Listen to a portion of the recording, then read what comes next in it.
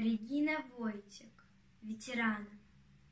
Да, я читала книги о войне, горячие, обугленные строки.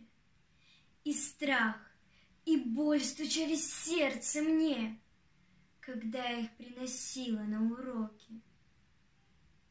Как горько мне, а как же было им, пощаду у фашистов не просившим, и юным, и совсем не молодым, жизнь за других на плаху положившим.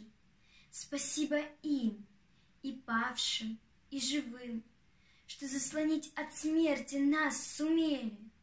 Спасибо им, что мой не видел сын, как птицы в гнездах заживо горели. О, время быстротечное, постой! Ведь даже ты не все врачуешь раны, и с каждым днем все реже строй, в котором все шагают ветераны. Да и поклониться им за наш покой.